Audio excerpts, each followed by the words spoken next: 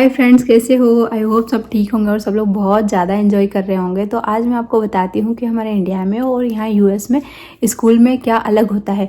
तो आपको जान के बड़ी हैरानी होगी कि यहाँ पर भी सरकारी स्कूल होते हैं। जैसे हमारे इंडिया में सरकारी स्कूल होते हैं वैसे यहाँ पर भी सरकारी स्कूल होते हैं और यहाँ पर भी बिल्कुल फीस नहीं लगता है, आपको एकदम ज़ीरो फीस लगता है। और सरकारी स्कूल में यहाँ पर तो बस की फैसिलिटी भी आपको देते हैं ये लोग। तो हमारे इंडिया में जैसे मिड डे मील की फैसिलिटी देते हैं वैसे यहाँ पर भी मिड डे मील मिलता है। ऑप्शनल होता है, आपके बच्चे को स्कूल में खिलाना है या आपको घर से देना है, या तो कैंटीन भी होता है वहाँ पर। आपको बच्चे को कुछ पसंद है, वो नहीं खाना चाहता है वहाँ का, तो वो कैंटीन से खरीद के भी खा सकता है। तो यहाँ पर 3 कैटेगरी में डिवाइड होते हैं school: elementary school, middle school और हाई स्कूल। तो एलिमेंट्री स्कूल जो होता है यूकेजी से लगा के 5th तक होता है, और मिडिल स्कूल होता है 6 से लगा के 8 तक होता है, और हाई स्कूल 9 to 12 होता है। तो ये तीनों स्कूल जो होते हैं अलग अलग होते हैं। जैसे हमारे इंडिया में तो क्या है, एक ही स्कूल में हम 1st से लगा के 12 तक पढ़ सकते हैं, लेकिन यहाँ पर ऐसा नहीं होता है। यहाँ पर तीनों अलग अलग कैटेगरी होती है और तीनों स्कूल अलग अलग होते हैं। लेकिन यहाँ पर एक खास बात ये होती है कि यहाँ के जो स्कूल होते हैं जोन वाइज डिवाइड होते हैं, कि अगर आप उस जोन में रह रहे हो तो आपको उसी स्कूल में अपने बच्चे को एडमिशन दिलाना पड़ेगा। ऐसा नहीं कि आप कहीं और रह रहे हो और बहुत दूर आपके बच्चे को आप दूसरे स्कूल में डाल रहे हो। यहाँ पर ये अलाउड नहीं होता है। आप जोन वाइज डिवाइड होता है, उसी जोन में आपको बच्चे को एडमिशन करवाना होता है। जैसे हमारे इंडिया में तो हमको हमारी जहाँ मर्जी होती है, हमको जो स्कूल अच्छा लगता है हम उसमें पढ़ते हैं, लेकिन यहाँ पर ऐसा नहीं है।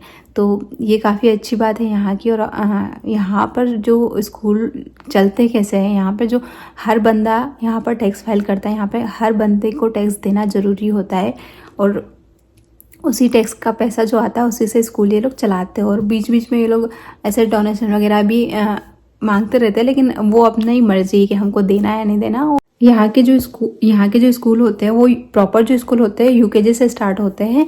जैसे हमारे इंडिया में तो नर्सरी और एलकेजी हम लोग स्कूल में भेज देते हैं, पढ़ते हैं, लेकिन यहाँ पर जो है, यहाँ पर प्रॉपर जो स्कूल होता है यूकेजी से स्टार्ट होता है।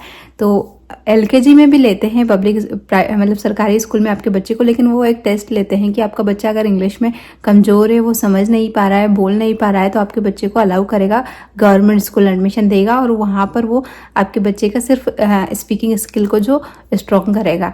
तो एक पर्टिकुलर मतलब क्राइटेरिया होता है कि हाँ आपका बच्चा समझ पा रहा है, नहीं समझ पा रहा, उसी के बेसिस पे ये लोग लेते हैं स्कूल में।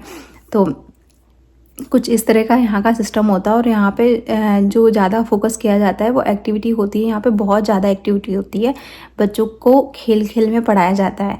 और यहाँ कोई भी बुक वगैरह लेके नहीं जाता है बच्चा, सिर्फ अपना लंच बॉक्स अगर लेके जाना है तो वही लेके जाता है। अदरवाइज़ एक फ़ाइल देते हैं, वो फाइल में रिकॉर्ड करते हैं आपके बच्चे का हर दिन के जो आपका बच्चा कैसा बिहेवियर है, वो स्टिकर वगैरह देते हैं।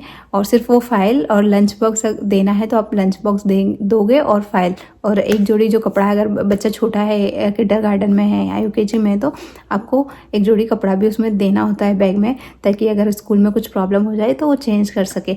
लेकिन यहाँ पर स्पेशली पॉटर ट्रेनिंग होना चाहिए आपके बच्चों का। बच्चे यहाँ पर खुद से अपना काम करना आना चाहिए। जैसे कि स्कूल में जाके, अगर मैं अब वीडियो बनाऊँगी किसी दिन, लेकिन स्कूल में बच्चा खुद ही अपना लॉकर में बैग रख रहा है, खुद ही टिफ़िन निकाल के बाहर रख रहा है, खुद अपना सारा काम खुद कर रहा है। टॉयलेट जाने के लिए यहाँ पे कोई आपको गाइड नहीं करेगा। जैसे हमारे इंडिया यहाँ पर आप हर स्कूल में किसी भी बस वाले को देखोगे तो जो ड्राइव करता है वो ज़्यादातर यहाँ पर लेडीज़ लोग होती है। लेडीज़ लोग ज़्यादा ड्राइव करती है। हर एक स्कूल में आप देखोगे तो लेडीज़ लोग ही ड्राइव करती है। यहाँ पर जेंट्स लोग बहुत कम दिखेंगे। और जब आपका बच्चा स्कूल में एडमिशन लेता है उस टाइम आपको स्कूल से एक आईडी कार्ड दिया जाता है और एक एप्लीकेशन डाउनलोड करने को बोलते हैं कि आपके बच्चे को आप ट्रैक कर सकते हो कि किस टाइम वो पिक किया और किस टाइम ड्रॉप किया। तो उस एप्लीकेशन में जब आपका बच्चा बस में बैठ रहा है तो स्कैन करते हैं, बाकायदा वहाँ पर बस में स्कैन करते हैं टैग को, और पता चल जाता है कि आपके बच्चे को किस टाइम पिक किया बस वाले ने और किस टाइम ड्रॉप किया स्कूल में। तो ये काफ़ी अच्छी फैसिलिटी है। और अगर स्कूल से लेट भी हो रहे हैं बच्चे आने के टाइम में, तो पहले ही अलर्ट मैसेज मिल जाता है आपको कि आपका बच्चा इस टाइम तक लेट हो सकता है। तो कोई टेंशन लेने वाली बात नहीं है। और पिक करने टाइम में कभी कभी ऐसा होता है कि पिक भी जल्दी करना होता है उन लोग को, तो वो पहले ही आपको एक मैसेज सेंड कर देते हैं कि आपका 7:10 पे अगर पिक है तो वो 7:05 पे पिक करेंगे बच्चे को, तो आप जल्दी लेके आ जाओ। तो ये काफ़ी अच्छी चीज़ है। और जो 12th का बाद का जो एजुकेशन होता है वो तो बाकायदा बहुत महंगा होता है। यहाँ पर ऐसा नहीं है कि वो सस्ता होता है, सिर्फ ये स्कूलिंग की बात हो रही है कि यूकेजी से लगा के 12th तक का जो स्कूल होता है वो फ्री होता है।